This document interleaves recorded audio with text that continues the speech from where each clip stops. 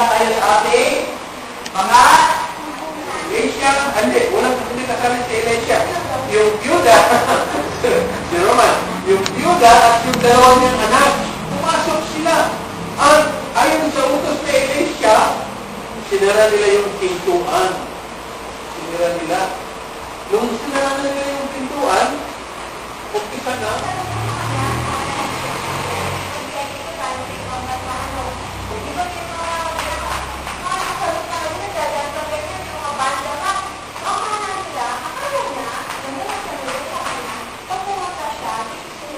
Dapat meron mga tayo takot. Diba? Kasi kung wala nun, wala. Gagawa naman ng mga bagay na alam natin, okay, mamaya-maya, gagawa ko ng mga bagay na mamaya kung dito si mami, pag pinali sa akin ng nanay ko, bumili ka ng toyo sa kanto, kailangan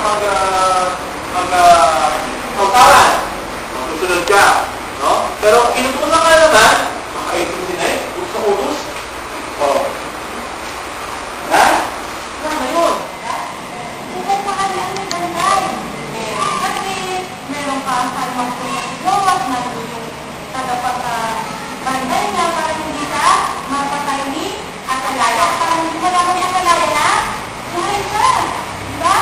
Kasi tinabuli mo si Joey, yung pinahari. Yan daw sa magpugas ng 7 beses. So, tandaan nyo ha, 7 beses. 7 beses ang minulog dun sa River Jordan para gumaling sabi sa kanya. Diba, sa tingin niyo ba, pag naligo lang kayo, gagaling kayo? Hindi. Pero kaya ng Diyos na gawin kahit maliligo lang sa ilog. Pwede lang makapagpinta sa ating mga kasalanan ay sino? Sino? Lamang.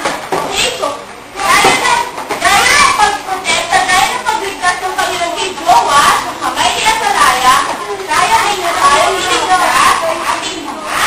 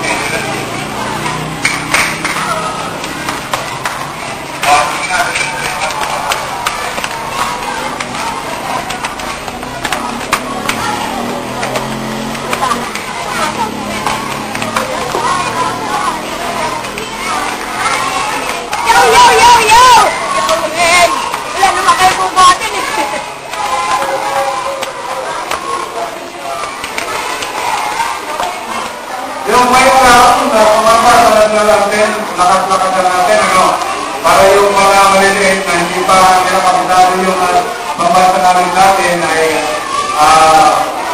mag-participate na rin. Okay?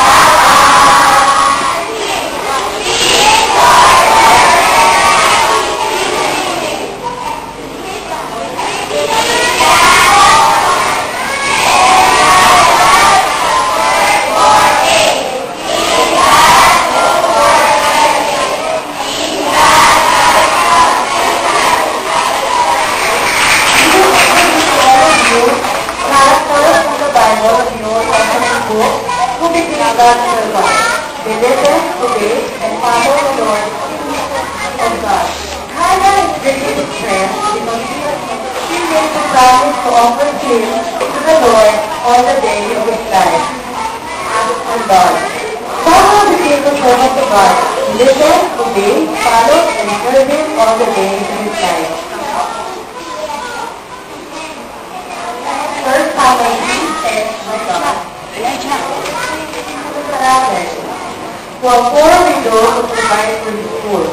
The Lord God of Israel promised us provision as he gave the last minute for Elijah. Today, and from that day, he did not lack his life food. God indeed is true and faithful to his promises. But one day, misfortune came when her only son died. But then, Elijah prayed, and God for her son's life. So Elijah, the prophet, sent another to Naaman to go and wash the Jordan River 7 times, and after his flesh will be returned, and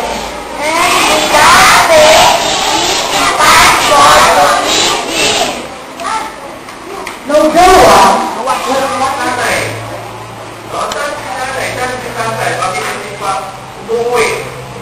Ayan ang mga tanong natin. At tayo mga nanay, marami pa rin natin tinatanong saan yung anak ko. Eh bakit hindi pa umuwi?